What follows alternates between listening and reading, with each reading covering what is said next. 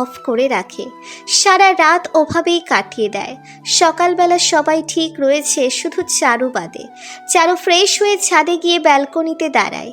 ছাদ থেকে সোহানের রুমটা একদম সুন্দর করে দেখা যায়, কারণ সোহানের রুমটা এমনভাবে রয়েছে যেটা চারুর ছাদ থেকে সুন্দরভাবে দেখা যায়।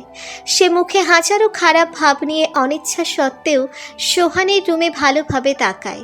সে দেখে যে সোহান কি যেন একটা করছে আর চারদিকে বারবার তাকাচ্ছে। চারু ভাবলো হয়তো সোহান কোনো মেয়েকে লুকানোর চেষ্টা করছে, তাই চারু আরও ক্ষেপে গেল আর চোখ ওখান থেকে নামিয়ে নিল। নিচে তাকাতে বেশ অবাক হয়ে যায়। দেখে তার বাবা ওইসব প্রতিবেশীদের সাথে আড্ডা দিচ্ছে। সে কিছু বুঝতে না পেরে রুমে এসে দেখে তার বোন তাকে খাবারের জন্য ডাকছে আর তার মা তাকে কলেজ যাবার জন্য রেডি হতে বলছে। চারু অবাক হলো তাদের চোখে মুখে কোনো চিন্তার ভাব না দেখে। চারুকে তার মা খাইয়ে দিয়ে চুপচাপ রুমে পাঠিয়ে দেয়। কলেজের সময় হয়ে যাচ্ছে, চারু যাবে কিনা যাবে সেটা ভাবছে। একদিকে তার বাসা থেকে চাপ দিচ্ছে, অন্যদিকে লোকলজ্জার ভয়ে সে বেরোতে পারছে না। অবশেষে চারুকে দেখা যাচ্ছে রাস্তার নামতে। হ্যাঁ, চারু শেষমেশ কলেজের উদ্দেশ্যে রওনা দিয়েছে। তবে আজকে আর সে অন্য কিছু পরেনি। একটা রেশমি কালারের বোরখা আর মাথায় স্পার্ক বেঁধে মুখটা খোলা রেখে রওনা দিয়েছে। পথে চোখ নিচু করে একটু তাড়াতাড়ি যাবার চেষ্টা করছে। সে ভাবছিল হয়তো সবাই তাকে দেখে হাসবে, তাই আর চোখে তাকালো। কিন্তু চারু বেশ অবাক হলো, কারণ কেউ তার দিকে তাকিয়ে নেই। সবাই যার যার কাজে ব্যস্ত রয়েছে। ভাবতে ভাবতে হঠাৎ তাকে পেছন থেকে কে যেন তাকে ধাক্কা দিল। চারু ভয় পেয়ে গেল। প্লিজ আমাকে কিছু করবেন না। কি রে চারু, আজকে এমন করছিস কেন? মেয়েলি কণ্ঠ শুনে চারু তাকিয়ে দেখে তার বান্ধবী নীলা। ওই নীলা তুই? হ্যাঁ, তো আসার পথে আমাকে ডাকলি না কেন? মনে ছিল না। চারু, একটা কথা বলবো? হ্যাঁ, কি বল। শুনলাম কাল রাতে নাকি তোর স্বামীকে পুলিশ ধরে নিয়ে গিয়েছে, আর সে নাকি মাস্তান ছিল। ভাগ্য ভালো যে তোর সাথে বিয়েটা হয়নি। চারু নীলার মুখে এমন কথা শুনে নীলার দিকে তাকিয়ে থাকলো। তার মানে রাতের ঘটনাটা কেউ জানে না? চারু তখন হাঁপ ছেড়ে বাঁচল। সে কলেজ করে বাড়িতে চলে এলো। সে একটু শান্তি পেল যে কেউ কিচ্ছু জানে না, আর জানলেও মুখ খুলবে না, কারণ চৌধুরীর ছেলের বিরুদ্ধে গেলেই বিপদ যেতে যেতে দুদিন কেটে গেল। আজ সেই লাল শাড়ি পরেই চারু বসে আছে স্টেজে, আর গাড়ি থেকে নামলো সোহান পাঞ্জাবি পরে। সোহান আজ ভীষণ খুশি, কারণ সে তার চারুকে ফিরে পেয়েছে। সে চারুর পাশে গিয়ে বসলো, যেটা দেখে চারু রাগে ফুসফুস করতে লাগলো। সোহান বসে হাতটা বাড়াতেই হঠাৎ চোখ বুজে নিল। হাতটা শক্ত করে ধরলো আর হাত দিয়ে আস্তে করে রক্ত বের হতে থাকলো। চারু তখন সুইটা সরিয়ে নিল। সোহান সেটা বুঝতে পেরেও হাসি মুখে মেনে নিল। ধীরে ধীরে সব কিছু মিটে গেল।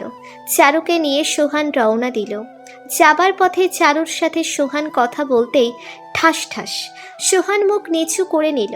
তবে এত বাজে ব্যবহারে সোহানের রাগ হয়ে গেল। চারু বাসরটাতে বিছানায় বসে তার বিএফের সাথে কথা বলছে। হঠাৎ দরজাটা খোলার আওয়াজ পেয়ে তাকিয়ে দেখে সোহান, হাতে একটা বোতল, যেটা দেখে চারু ভয় পেয়ে যায়। সোহান দরজাটা আটকে দিয়ে চারুর কাছে গিয়ে চারুকে বিছানায় ফেলে দেয়। লাল শাড়িটা টান দিয়ে খুলে ফেলে। মদের বোতলটা চারুর মাথার কাছে রেখে দেয়। চারু জানতো এখন তার সাথে কি হতে চলেছে, তাই সে ভয় পেয়ে যায়। সোহান পাঞ্জাবি খুলে ছুঁড়ে ফেলে দেয়। চারুকে টেনে বিছানায় গিয়ে কোমরে জোরে কামড় দেয়। কষ্ট সহ্য করতে না পেরে চারু চিৎকার দিয়ে ওঠে, কিন্তু কেউ আওয়াজ শুনতে পেল না, কারণ সোহানের রুমের কোনো আওয়াজ বাইরে বের হয় না। চারুর মুখের কাছে গিয়ে চুলের মুঠি ধরে আবার বিছানায় বসিয়ে দেয়। এই, তোর এত দিমাগ কেন? চুপ। ওই সেমরি, কথা বলছ না কেন? চারু চুপ করে আছে। সোহান আরও রেগে যায়, গিয়ে কষিয়ে একটা থাপ্পড় মারে। চারু কষ্ট সহ্য করতে না পেরে রাগের মাথায় বলে ফেলে, তোর মতো কুত্তার বাচ্চার সাথে কথা বলার চেয়ে মারা যাওয়া ভালো। তুই তো একটা শুয়ার। সোহানের মাথাটায় আগুন ধরে যায়। চারুকে টান দিয়ে বিছানায় ফেলে দেয়। মদের বোতল খুলে মদ খেয়ে নেয়। চারু ব্যথায় নড়তে পারছিল না। সোহান চারুর বুকে মদ ঢেলে দেয়। কোমর চেপে ধরে মদ চুষতে থাকে। চারুর কোমল ঠোঁটটা কামড়ে ধরল সোহান। চারু ছোটার চেষ্টা করতে লাগলো। সোহান তখন মদের বোতল নিয়ে চারুর কোমরে জোরে কয়েকটা বাড়ি মারল। চারু মার খেয়ে চুপ করে কাঁদতে লাগলো। ব্যথায় নড়তে পারছিল না, শুধু মনে মনে বাঁচাও বাঁচাও বলছিল। সোহান চারুর পিঠের নিচে হাত দিয়ে টেনে চেপে ধরে তার বুকের ভিতর। চারু আবার চিৎকার দিয়ে উঠল। সোহান চারুর উপর অমানবিক অত্যাচার শুরু করে দিল। চারুর নড়ার শক্তি পর্যন্ত ছিল না, কষ্টে প্রায় নিঃশ্বাস বন্ধ হবার উপক্রম। তবুও সোহান ক্ষুধা মিটিয়েই যাচ্ছে। এক পর্যায়ে সোহান ওভাবেই চারুর উপর ঘুমিয়ে পড়ে। চারু ধাক্কা দিয়ে সোহানকে সরিয়ে দেয়। চোখ দিয়ে ঝরছে অঝরে পানি। চাকু দিয়ে নিজেকে শেষ করে দিতে চাইল, কিন্তু তার ওঠার শক্তি পর্যন্ত ছিল না। ব্যথায় কোকড়াতে কোকড়াতে কখন যেন চারু ঘুমিয়ে পড়ল। সকালবেলা চারুর ঘুম ভেঙে যায়। তাকিয়ে দেখে পাশে সোহান নেই আর তার গায়ের শাড়ি। কিন্তু তার পরনের শাড়ি এলো কিভাবে? সে তো সারা রাত ড্রেসহীন ছিল। এই ভেবে সে বিছানা থেকে উঠে পড়ল। তাকিয়ে দেখে ফ্রেশ হবার জন্য তার সব কিছু রেডি আছে। হঠাৎ গায়ে হাত দিয়ে দেখে তার শরীরে এক ফোঁটা ব্যথাও নেই। অবাক হয়ে ভাবতে লাগলো এত তাড়াতাড়ি কিভাবে তার ব্যথা উধাও হয়ে গেল। চারু ফ্রেশ হয়ে নিয়ে সোহানের রুমটা দেখতে লাগলো। রুমটা দেখে অনেকটা অবাক হলো। রুমের ভিতর রয়েছে সুন্দর জিনিসপত্র আর রয়েছে কিছু সামগ্রী, যেটা দেখে বেশ ভালোই লাগলো। তবে তার রাতের ঘটনাটা বেশ মনে আছে। একদিকে প্রচণ্ড রেগে আছে, আর একদিকে ভয় পেয়েও আছে। না জানি আবার কি করে সোহান। তবে যাই হোক, যেহেতু তাদের বিয়ে হয়ে গিয়েছে তাই আজ থেকে সোহানকে মেনে নিতেই হবে। তবে তার মতলব আলাদা। সে সোহানকে শেষ করে দিতে চাইল। ঘুরতে ঘুরতে একটা সিক্রেট দরজা দেখতে পেল। ধীরে ধীরে সে সেদিকেই এগোতে থাকলো। দরজা খোলা থাকায় ভিতরে গিয়ে দেখে রুমটা বেশ বড় আর ইলেকট্রনিক্স জিনিসে ভরপুর। অনেকগুলো কম্পিউটার রয়েছে সেখানে। একটা টেবিলের উপর গিয়ে দেখে কিছু প্রশ্ন রয়েছে। সেটা হাতে নিয়ে দেখে যে তাদের কলেজে পরীক্ষা রয়েছে সেটার প্রশ্নপত্র। চারুর তখন টের পেল সোহান কিভাবে সবসময় ছাত্রছাত্রীদের ভিতর টপ থাকতো। আরেকটু এগোতেই দেখে সোহান একটা চেয়ারে বসে কী যেন করছে। হঠাৎ তার হাত লেগে একটা ফুলদানি পড়ে গেল, আর চারু দৌড়ে সেখান থেকে বেরিয়ে এলো। সাথে প্রশ্নপত্র নিয়ে এলো। চারু ভেবেছিল সোহান কিছুই টের পায়নি। রুমে গিয়ে বিছানায় বসতেই সোহানের বোন ছোঁয়া এলো। হাই ভাবি, কেমন কাটলো বাসার রাত? চারু মনে মনে বলল, তোর ভাই তো বদমাইশ, আর সাথে তোদের পরিবারও। তোদেরকে দেখতেই ইচ্ছে করছে না, সামনে থেকে সর। হ্যাঁ, অনেক ভালো কেটেছে। আচ্ছা ভাবি, আমাকে একটু বলবে? না, অন্য একদিন বলবো, এখন থাক। ঠিক আছে, চলো, সবাই খাবারের জন্য ওয়েট করছে, তাই তোমাকে নিতে এলাম। সোহান যাবে না? ওর সময় হলেই চলে যাবে, তুমি চিন্তা করো না। ছোঁয়া চারুকে নিয়ে নিচে চলে গেল খাবার টেবিলে। চারু গিয়ে বেশ অবাক হলো। তাকিয়ে দেখে সবাই তার জন্য দাঁড়িয়ে আছে, আর এই পরিবারে অনেক মানুষ। সোহানের মা আসতেই চারু গিয়ে সালাম করলো। তার মা চারুকে নিয়ে আদর করে বসিয়ে দিল। চারু এদের অবস্থা দেখে অবাক হয়ে গেল। ছোঁয়া, এরা এভাবে চুপ করে কেন? ভাবি, এটা এই পরিবারের আইন, বাবার আদেশ কেউ অমান্য করে না। ও, তাহলে খাবার পরিবেশন করবে কখন? এই তো একটু পরেই, তুমি একটু বসো। চারু দেখতে পেল কয়েকজন কাজের লোক এসে খাবার পরিবেশন করছে। তবে তাদের দেখে কেউ বলতেই পারবে না যে তারা কাজের লোক। হঠাৎ চারু দেখল সোহান আসছে, কিন্তু সে তো উপরতলায় ছিল। তাহলে কিভাবে সে নিচতলা দিয়ে এলো? সোহান গিয়ে চারুর পাশে বসলো।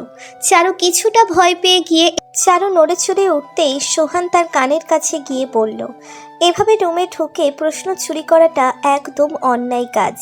চারু চমকে গিয়ে ভাবল, সোহান কিভাবে টের পেল এই কাজটা? চুপ করে মাথা নিচু করে খাওয়া শেষ করলো চারু। এই যে, আপনি আমার পায়ে চিমটি কাটলেন কেন? মন চাইলো তাই। আপনার যা ইচ্ছা তাই করবেন? আপনি আমাকে জোর করে বিয়ে করেছেন। সেটা ভাবার কি আছে, তোমাকে ভালো লাগে তাই বিয়ে করেছে। দেখেন, ভালো হবে না বলছি। এখন থেকে আমাকে আমার মতো থাকতে দিন। ঠিক আছে, কিন্তু কোনো কিন্তু না। আপনার মতো খারাপ ছেলের সাথে সংসার করতে পারবো না। রাতে আমাকে যেভাবে মেরেছেন সেটা একদম অন্যায়। বিনা অপরাধে আমাকে দোষ দিবেন না। না মানে যাই হোক, আমি আপনাকে কখনোই মেনে নিব না। সোহান চারুর কাছে এগোতে লাগলো। চারু ভয় পেয়ে পিছুতে থাকলো। ভাবলো আবার কি মারধর করে। তোমার পিছনে চশমাটা একটু দেবে? চারু ভয়ে ভয়ে পিছন থেকে চশমাটা দিয়ে দেয়। সোহান সেটা নিয়ে যাবার আগে চারুকে একটা ছোট্ট চুমু দিয়ে দেয়। সোহান রুম থেকে চলে যাবার পর চারু বিছানায় বসে পড়ে। তার মাথায় এখনও ঢুকছে না কিভাবে রাতের ব্যথাটা উধাও হলো, আর সোহান এত ভালো হলো কিভাবে। সে তো নেশা করে, আর সেটা আমি নিচে দেখেছি। হঠাৎ তার মাথায় একটা বুদ্ধি এলো। সে তার বিএফকে ফোন দিল। এই, তোমাকে এত ফোন দিলাম, তুমি ধরলে না কেন? অভি, আমার বিয়ে হয়ে গিয়েছে। কি? কিভাবে হলো? আর কার সাথে? জোর করে বিয়ে করেছে চৌধুরীর ছেলে। কি, চৌধুরী ছেলে? তাহলে এখন কি হবে? যাই হোক, আমি তোমাকে ছাড়া বাঁচবো না অভি। আমি তোমার হতে চাই। কিন্তু সোহানকে তো আর কিছু করতে পারবো না। যেভাবেই হোক তুমি কিছু একটা করো। আমি আর কি করবো বলো? সোহান তোমাকে না ছেড়ে দিলে কখনোই তোমাকে ফেরত পাবো না আমি। তাহলে এখন কি করব? আচ্ছা শোনো, তাহলে তুমি সোহানকে অপমান করো সবার সামনে, আর এত পরিমাণ খারাপ ব্যবহার করো যাতে সে তোমাকে ছাড়তে বাধ্য হয়। ঠিক আছে, আমি এটাই করব। চারু অফিস সাথে কথা বলে রেডি হতে গেল, কারণ আজ তাকে নিজের বাড়িতে যেতে হবে। চারু সুন্দর করে সেজে নিল। তার মনে রয়েছে সোহানকে অপমান করা, কিন্তু তার ভয় হয় যদি সোহান কিছু করে ফেলে। সে রেডি হয়ে সবার থেকে বিদায় নিয়ে গাড়িতে উঠে বসল। গাড়ি ইতিমধ্যেই রওনা দিয়েছে, যদিও কাছেই তাদের বাসা, তবুও গাড়িতেই রওনা দিল। গাড়ির ভিতর সোহান আর চারু পাশাপাশি বসে রয়েছে। তাদের মাঝখানের ব্যবধান মাত্র 1 হাত। দুজনের মুখেই কোনো কথা নেই। চারু ভাবছে কিভাবে সোহানকে অপমান করা যায়, আর সোহান ভাবছে রাতে মেয়েটাকে এত কষ্ট দেওয়া ঠিক হয়নি। জড়তা ভেঙে সোহান বলে উঠল, কি হলো, কথা বলছো না যে? আমাকে বলছেন? গাড়িতে তো আর কাউকে দেখতে পারছি না। আমার ইচ্ছা হয়েছে তাই চুপ করে আছি। আপনার কোনো সমস্যা? হ্যাঁ, সমস্যা। আমার বউ আমার সাথে কথা বলবে না, এটা হয় নাকি? দেখুন, আমি আপনাকে আমার স্বামী হিসেবে মানি না। বললেই হলো। হ্যাঁ, আমি আপনার বউ না। খবরদার, আর আমাকে বউ বলবেন না। ও, রাতের ব্যবহারের জন্য সরি। আসলে একটু রেগে গিয়েছিলাম, তাই মাথা ঠিক ছিল না। কোনো কথা বলবেন না, চুপচাপ আমাকে নামিয়ে দিবেন। এভাবে বলছো কেন? একটা প্রশ্ন করব? না, একদম না। ওই সেরি, কথা বলতে অসুবিধা কি? না মানে, বলুন। কাউকে ভালোবাসতে? না, কাউকে ভালোবাসি না। এইভাবে আচরণ করো কেন? আমাকে ভালোবাসবে? জীবনেও না। আপনি আমার ভালোবাসা কখনোই পাবেন না। তাহলে বাজি হয়ে যাক। কিসের? তুমি আমাকে অবশ্যই ভালোবাসবে। ঠিক আছে, তবে যদি না